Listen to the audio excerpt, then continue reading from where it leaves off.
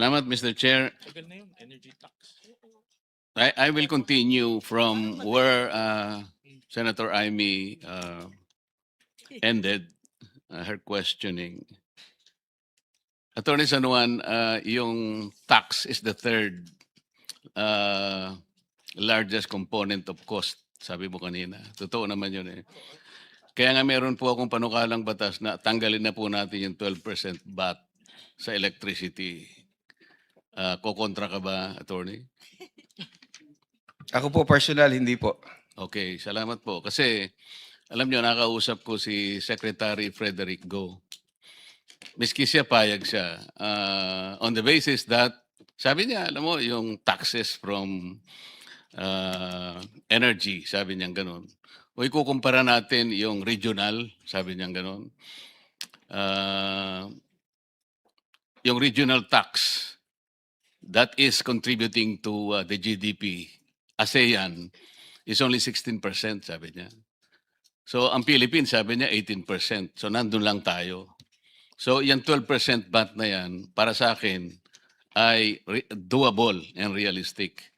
So, meron po akong kailangan lang ma-fast track yung pagpapalis ng 12% VAT sa kuryente para sa ganun ay unti-unti nababawasan natin ang elektrisidad na talaga namang ngayon ay lalong dumoble pa.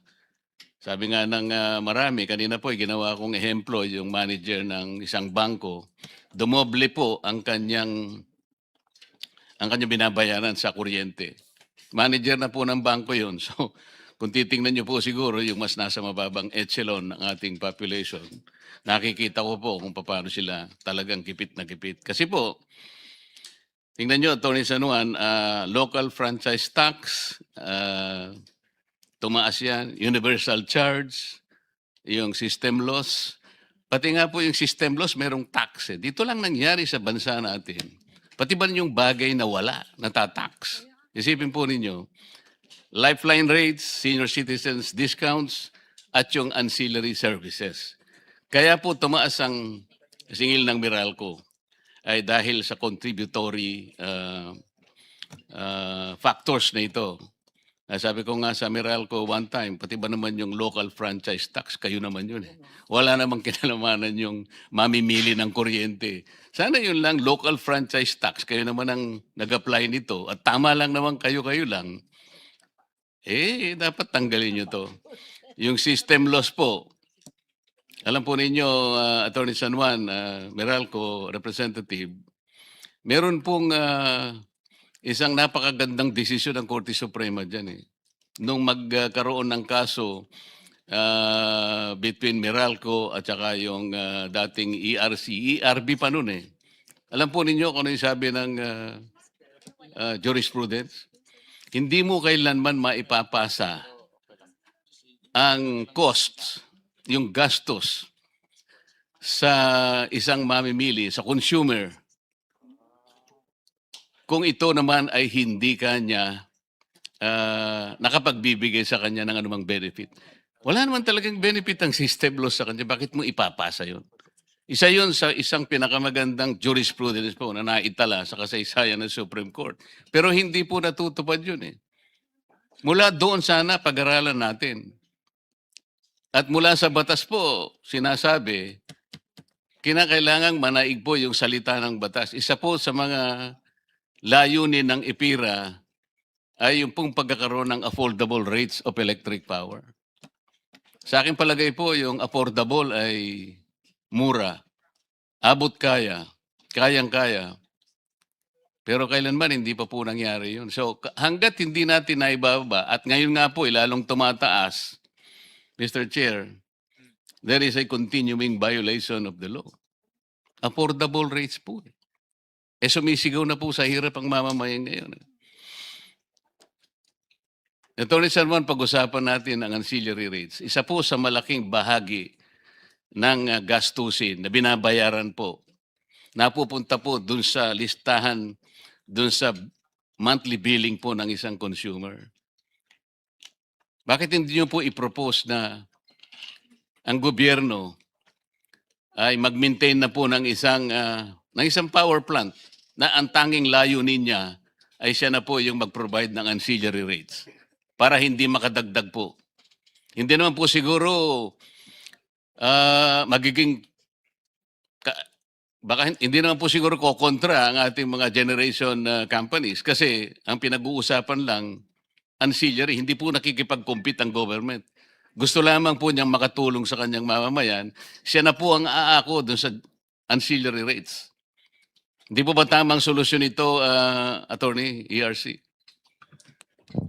Opo, po pwede yan na option. And dun sa EPIRA review, po pwede nga pong balikan yung polisiya na inadapt before na yung gobyerno ay aalis na doon sa generation Doon lamang and sa punto na transmission yon, industry. nakikita ko kasi na baka aangal sila dahil nga akala mo nakikipag-compete ang gobyerno. Pero hindi po. Kaya sinasabi ko lang, only on the basis of providing the ancillary services. So hindi po competition yon sa panig ng private sector. Tama po. Tama po. At kasi ngayon, ang struktura ng ating power industry na bago na din Kaya kaysa nga po, noong yun lang po, bagong... yun lang po gusto ko. So wala, hindi ka naman ko kontra doon, di ba?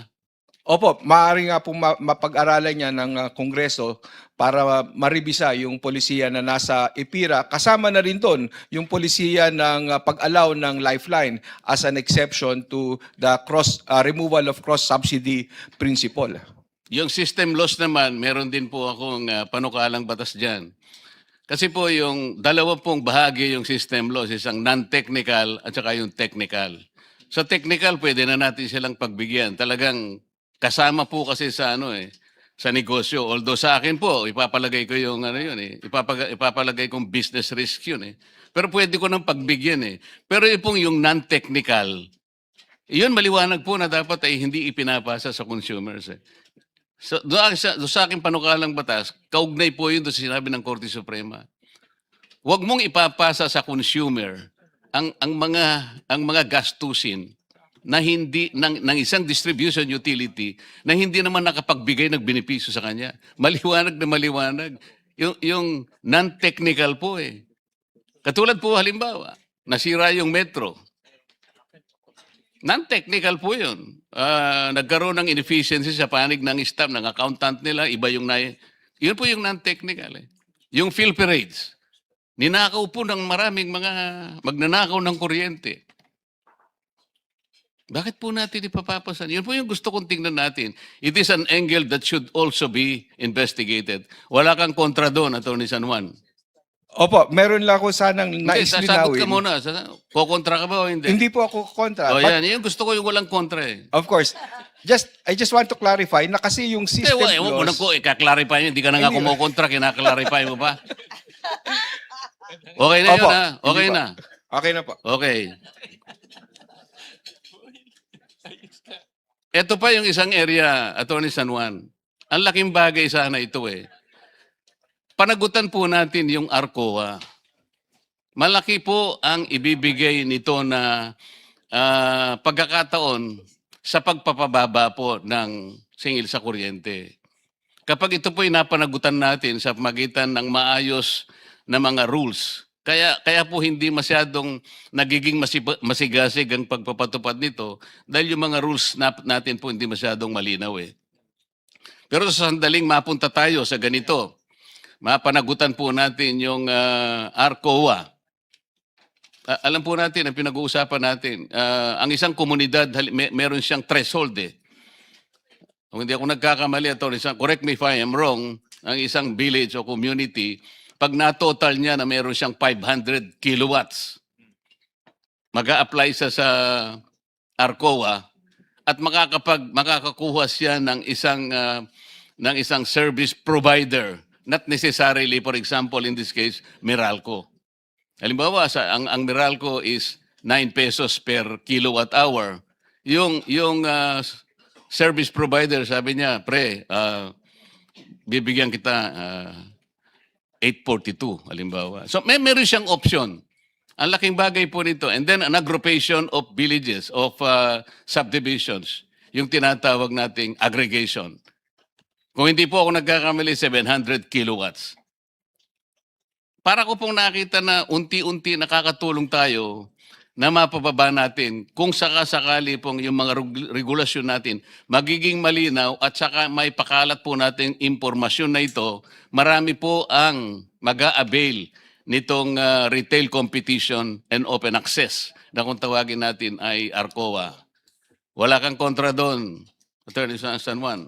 Wala po. In fact, full support kami sa lowering ng threshold. We are supposed to implement now the 100 kilowatt threshold this coming June. We've also approved the retail aggregation program, and we've been actively pushing for this program to be adopted by our communities, by our villages, by businesses na mayroong mga iba't ibang mga offices or branches or mga pwede nilang i-aggregate. And second, we're also of course naman aware na may mga issues din sila mga distribution utilities on the availability ng kanilang meters na po pwedeng magamit, and at the same time yung mga stranded contracts nila na po pwedeng wala nang bibili kasi nag-migrate na yung ibang customers nila to the retail electricity supplier. So lahat po ito tinitingnan natin para talagang maayos yung pag-implementa natin ng ARCOA po. So walang kontra. Wala po, wala po. Salamat, Attorney Juan pala, hindi San Juan. Pasensya na po, pasensya na po. Attorney Juan, may isa pa tayong pwedeng gawin. Kung titingnan po ninyo yung ating mga private distribution utilities, meron po tayong mga calibrated levels po ng kanilang ROE, yung return on equity. Ito po yung porsyento na kung saan tinitingnan natin kahit papaano hanggang saan ba yung dapat kitain ng mga shareholders or stockholders ng mga private utilities. Kasi po, Attorney Juan, meron akong nakitang isang magandang halimbawa, meron kayong isang resolution na kung saan ang isang distribution utility ay binigyan nyo ng cap na 13.6% ng kanyang ROE. Kung titingnan po ninyo, kung halimbawa yun ay mapanagutan ninyo, sabihin natin sa mga distribution utilities, pag-aralan natin, ikaw hanggang 13.6 ka lang, ikaw 13.8, ikaw 14.2. Kasi po ni-review ko yung iba, hindi ko na lang babanggitin. Napakataas po nung ROE nila eh. Meron 22%, meron 23%. Kung ikukumpara natin, doon sa naunang resolution na ginawa nyo, 16.5%. So wag nating pabayaan masyado na, baka naman, ito nga, tingnan nyo, dumoble, sabi nila, naging triple ang singil. Baka po sumobra yung ROE. Lahat po naman nagsasubmit sa inyo yung kanilang mga financial statements, di ba? Yung mga financials nila ay ibinibigay naman po sa opisina ninyo, Attorney Juan. Tama po? Opo, tama po yan. Pero pagdating po dyan, kaya nga po talagang masigasig ang komisyon ngayon na mag-conduct ng rate reset ng ating mga private distribution utilities dahil sa loob ng mahigit 10 taon na hindi ito nagawa. Ngayon po ay tumatakbo na ang ating rate reset at kasama na nga sa Group A ay yung Meralco. Kaya't patuloy yung ating mga pagdinig at hopefully by middle of this year ay magkaroon na tayo ng panibagong singil para sa Meralco. Para nakita na po natin kung ano lang talaga dapat yung ipapasingil sa kanya as yung return niya on kanyang investment pagdating sa pag-provide ng distribution service niya. So, hindi mo kinokontra yung tinutumbok ng aking direksyon. Hindi po. Salamat Yun po. Suporta po kami. Salamat po. So, iiwanan muna kita para makapagpahinga ka naman, Attorney Juan, ano? Salamat po. Yung pong DOTR, nandito pa po. Good afternoon, Mr. Chairman. Ay, good afternoon, Secretary. members. Mr. Chair, kasi po yung presentation nila doon sa mga pantulong po na kanilang naibibigay sa mga sektor na kanilang ginagalawan, 7 po yung aking naisulat. Meron po kayong libreng sakay, meron kayong discount for MRTs and LRTs, meron kayong toll exemption, meron kayong toll discount, piso roro, terminal fee, at saka meron kayong fuel subsidy program, meron pa kayong reduction in commission fees for TNBS. Lahat po ng ito ay individually and collectively nakakatulong po sa mga iba't ibang sectors na inyo pong pinapatnugutan. Tama po, Secretary. That's correct, Mr. Chairman. Ang problema ko pong nakikita, kagaya po ng naging problema rin ng DSWD, dahil gusto nilang screenin talaga yung listahan. Ito pong mga sinasabi nating pabuyang lahat ito, subsidies, na 7 na binanggit ko. May pagkakataon, maaring marami o maaring sabihin na nating very common, merong redundant dito, merong overlapping at merong duplication. Tama po. Yes, Mr. Chairman. Yun Tama po yung po. pinaka-problema. Kaya pwede ko pong sabihin sa inyo, kanina po ay pumayag si Secretary Rex na yung akin pong panukalang batas na para po maiwasan natin ang duplication, overlap, redundancy, at makita natin, matarget natin equitably, ay sana isuportahan nyo rin yung panukalang batas na palitan na lang natin itong mga interventions na to. Isa na lang po ang gamitin natin. Lahat po ng households. Households lang naman. Di natin pinag-uusapan yung commercial at saka yung industrial consumers ng private utilities. Lahat po na kumukonsumo ng 200 kilowatt hours pababa. Ililibre po natin. Yun po yung pinaka-subsidy. Targeted po yun. Ang ating mabibiyayaan doon hindi po kukulangin sa 5.5 million per families. Kapag sinuma nyo po yun, hindi lalabas sa between 25 to 27 million per Filipinos.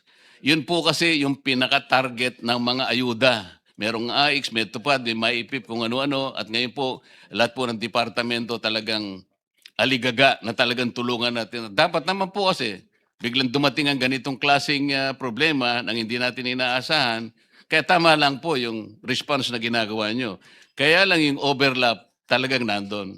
So papayag po kayo na i-fast track namin at wag na po kayong kukontra kung sakaling may sa batas namin yung 200 pesos kilowatt hours, yun na lang po yung subsidy. Targeted, hindi nakukurap, diretso sa consumer, walang epal. Mabilis. Monthly po ito. We fully support the bill, Mr. Chairman. But if I may just say, Mr. Chairman, on the part of the Department of Transportation, we're addressing the situation also of the middle class, Mr. Chairman. That's why we give 50% discount sa MRT3 natin, LRT2 natin, at pati din yung mga discount sa take-off at saka landing fees ng airports natin, paliparan, pati yung mga toll discount. But nonetheless, Mr. Chairman, yung panukalang batas niyo po, maganda po yun to address the situation of the poorest of the poor. Salamat po. Mr. Chair, sa DOE, meron po bang representative ang DOE? Ay, si ano to? Yusek Rino? Yusek Mari Marasigan po. Ah, Mr. Chair. kala ko si Rino. Pasensya ka na, malabo talaga. Yung kanina pong pinag-uusapan, yung replacement cost natin, ito po yung mahiwagang replacement cost na yun po yung pasimula ng aking pagtatanong kanina. Palagi po nating binabase ito dun sa international market price na kung saan ay ginagamit natin yung mga Argus benchmark, yung MAP Singapore, MAP Dubai, ito yung Dubai Crude Port Futures. Wala po kaming question doon eh. Ang tinatanong ko po noon sa dalawang nakaraang pagdinig namin dito, bakit po biglang ginamit yung replacement cost na base sa mga trading floors, international trading floors, samantalang 2 weeks pa lang po ang nakararaan, kung saan ay meron pa tayong stock na about 2 months, sabi ng Pangulo. Hanggang ngayon po ay hindi po kami nakakatanggap ng paliwanag. Bakit biglang ginamit yung replacement cost after 2 weeks prior to the outbreak of the Iran US war, bakit wala pong paliwanag from 55 pesos to 125 pesos or an increase of 70 pesos per barrel? Thank you very much po dun sa tanong. Sa pagkakaalam ko po, yung pong replacement price, hindi naman po ginamit yan lang noong time ng crisis. Ginagamit naman po yan as an acceptable means in determining kung magkano po yung pwedeng maging takbo ng presyo natin ng mga produkto ng petrolyo, whether pataas or pababa. So, nagkataon lang po na malaki yung increase sa international market, kaya't naging visible po kung magkano yung replacement cost. Kung mamarapatin po ninyo, even prior to the crisis, meron naman pong fluctuation ang ating ang presyo ng ating mga produktong petrolyo. Pero hindi po natin masyadong napapansin yung paggamit ng replacement cost kasi maliit po siya. Hindi po siya ganun kalaki. Kaya nung po magkaroon ng crisis, parehas pa rin po yung mga references na ginamit nung ordinary times, pero masyado pong malaki ang talagang naging epekto noon sa international market. Kung kaya't naging very visible po siya. Thank you. Yusek Marasigan, nung gamitin po nila yung replacement cost argument after 2 weeks po ng magmula sa giyera, at that time, in the first hearing po ng Protect Committee, yung informant ko sa Singapore po ay nagbigay sa akin ng mga presyo sa mga tangke, halimbawa ng Rotterdam, na nakalatag sa Singapore. Noong March 17 po, 2026, yung FOB price, peso na po per liter, is only 29.8 pesos per liter. This is based on US dollar 570 per metric ton. Ngayon po, pag inad po natin yung local add-ons, kasama na po yung importation, distribution and storage deposit, to require TSA, broker's fees, duties, port charges, SGS survey, warpage, etc., etc. Kasama na po yung VAT at saka yung excise tax. That's about 15 pesos and 51 centavos. Ang total po is only 45 pesos per liter.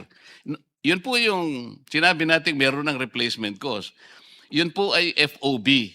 Yung Singapore tank naman sa Petronas po, CIF, 48 pesos per liter. Diesel po ito. Noong March 25, inireport ko rin po ito, Rotterdam, Netherlands Refinery, FOB, 45 pesos per liter. Yung CIF po, 48 pesos, 91 centavos. Yung Petronas po, CIF, 50 pesos, close to 51 pesos. Kaya ko po sinasabi ito, Yusek Marasigan, bakit po merong ganitong presyo na ino-offer po yung mga tangke ng dalawang refineries na binabanggit ko, pero sumipa na po ng more than 127% ang presyo dito sa ating bansa? Yun po yung hinahanap ko sana na paliwanag. Paano po nangyari in 2 weeks time, ganun po kalaki ang paglundag ng presyo? Mr. Chair, sinubukan po namin na kalkulahin. Actually, hindi po ako, kundi yung aming concerned unit na siya pong nag-handle ng ating downstream industry. Ang nakikita nga po namin sa Department of Energy is hindi nag-aakma yung mga presyo at mga item, yung po bang pag-determine ng actual price ay hindi naaakma o hindi sumasang-ayon kung paano po ito i-project, kagaya po ng projection na ginagawa ng MAPS. So yun po yung hindi namin makita kung paano po i-establish yung relationship between yung pong actual na price na nabanggit po ninyo, na binigay po ninyo sa amin, at paano po yung presyuhan. Sa ating pong sa ating kalakalan po, natural ng kalakalan, simulat sa pulpo, ginamit na po natin na reference yung MOPS pagdating po sa petroleum finished products. Dahil hindi po natin ma-relate or hindi naman natin kaagad-agad magkakaroon ng access. Yun po yung hindi namin malaman sa ngayon at tinaalam pa po ng aming concerned unit. Salamat po. Mr. Chair, magmula po ng unang hearing hanggang ngayon, halos mahigit isang buwan na po tayo. Ang ibig po ba niyong sabihin, wala po tayong makukuhang paliwanag mula sa oil companies? Na after 2 weeks po lamang ng pagsiklab ng digmaan sa Iran, pagitan ng Iran at Amerika at Israel, paano po natin i-justify po from 55 pesos to 125 pesos or a price differential of 70 pesos per liter? Doon ko nga po nakuwenta yung gross income na 3 billion pesos sa pagitan po ng diesel at saka gasoline lang. Ang nakakapagtaka po, hindi naman kumibo yung oil companies. Yung DOE, hindi rin naman po dinispute yung aking calculations kasi po nanggaling din sa inyo yung mga datos. Yun po yung hinahanap nating paliwanag. Paano sa pagitan lang ng 2 weeks, from 55 to 125? Paano in-apply po yung replacement cost? Kunyari po, pinag-uusapan natin ay isang mahabang continuum. Where exactly in that continuum did we utilize the replacement cost? Third day after, paano yun? After 3 weeks, kinalculate natin ba? After 5 days, replacement cost? Paano po? Kasi kailangan po niyong ipaliwanag sa amin yun. I think I will recommend to the chairman that the DOE should provide an explanation in consultation with the oil companies kung paano nangyari po yun. It is totally unprecedented. Bakit po? Kasi ang batas po naman kasi 8479. This is Republic Act 8479. Meron po siyang isang section 14. Ito po yung dapat pong panghawakan ng DOE. Meron kayong monitoring function. Ang napaka-importante po nito. Hindi naman po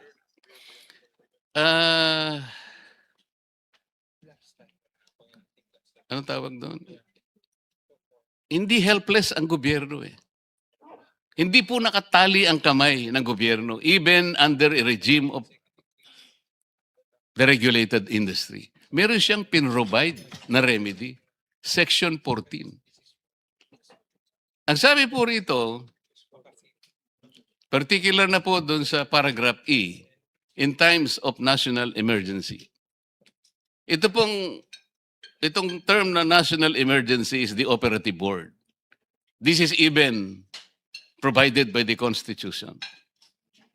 I think it is Article 12, Section 17. It talks about national emergency. And if we are in a national emergency, Sir Chair, I'd like to ask them, how do you operationalize Section 14? Ito lamang pong pinapaliwanag ko na kailangang magbigay kayo ng paliwanag in consultation with the oil companies. Paano biglang lumundag ng gano'n? Aren't you bothered that the people are asking? I want to help you. Sabi ko nga po kanina, if I can help you explain to our people, baka malaking may tutulong natin. Nagsisikip na po ang dibdib. Gipit na gipit, nagsisikip pa yung dibdib. Hindi po kasi nila maintindihan, natutulog sila on such a day, 55 pesos po yung gasolina, pagkagising nila 125. You owe it to this committee, if not to the whole Filipino people, particularly the consumers, to provide an answer. Kailan po nagagamit yung replacement cost?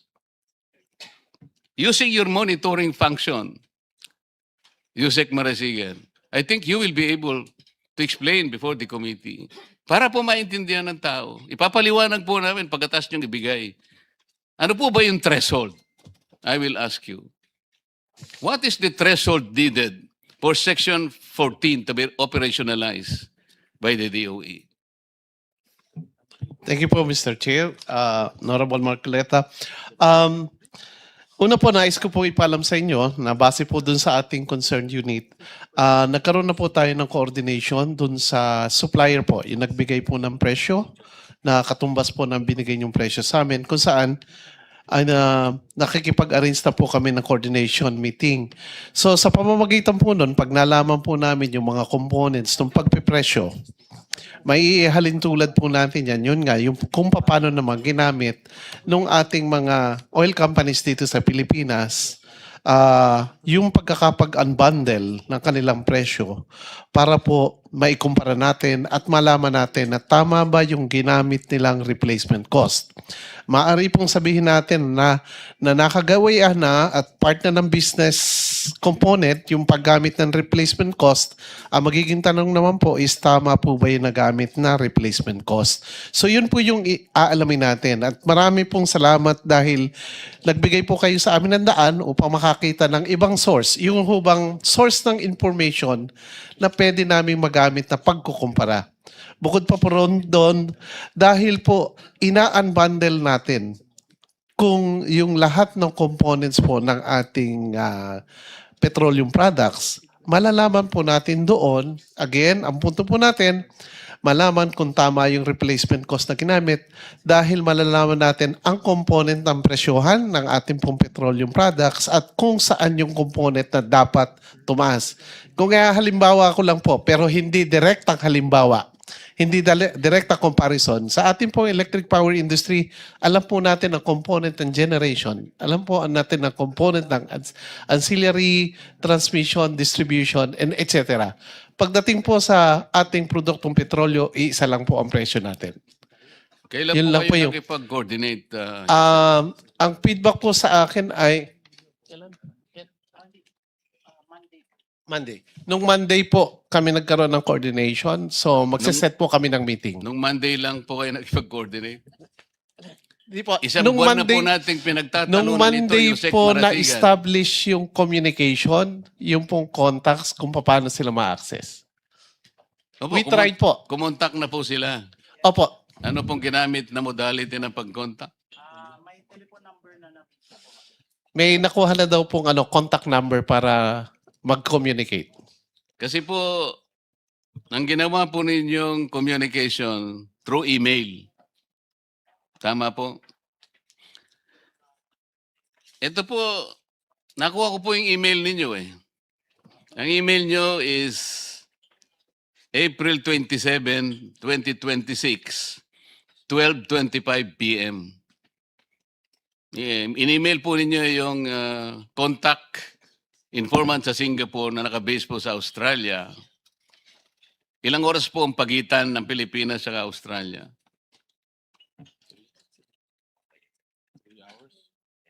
3 hours, 4 hours. So alam po ninyo na maring na-receive niya sa ganitong oras. Tama po? Ang problema po, sinabi nyo, sana po kanya makausap namin kayo kinabukasan, April 28.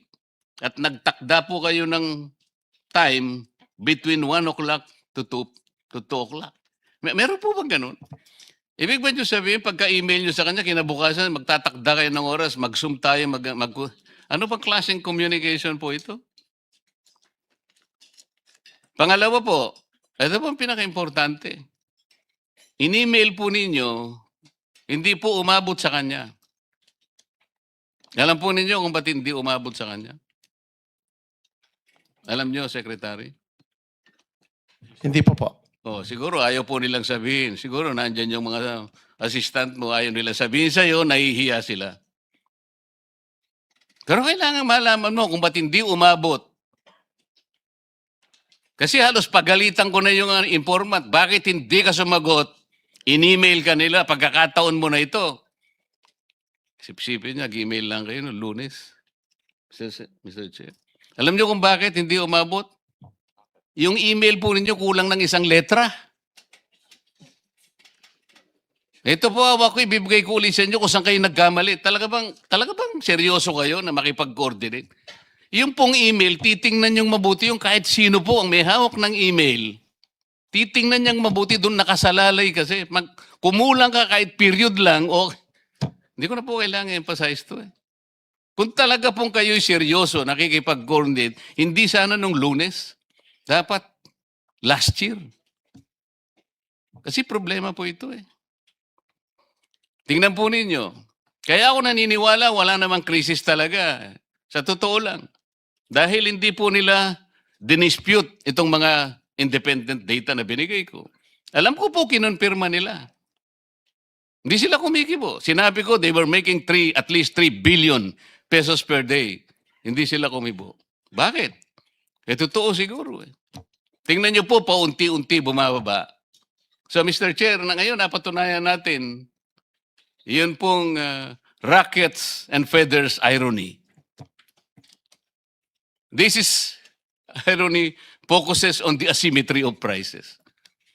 The prices shoot like rockets when world prices go up. But they fall like feathers when they drop. Tama po o hindi? Naniniwala po ako. Unti-unti pong ibalik na sa 55 kagad. Kung hindi naman totoo itong crisis na ito. Kaya ng manibela, kanina pa gusto na magsalita ito eh. Palagay ko pag itong nagsalita, total pag nagsalita, ako po'y aalis na kasi ayaw ko pong marinig kasi masasaktan na naman po ako sa sasabihin niya. Ang pasang Mazda nandito. Alam po niyo, ilang beses po akong tinawagan ni Ka Obet tungkol dito. 292 text messages. Dalawa lang po inasagot ko, pasensya ka na, Ka Obet. Kasi po, ayaw ko po sagutin, wala akong maisagot eh. Secretary Rex, mabuti na lang nandiyan ka. Pag nakikita ka, kita na-inspire talaga ako.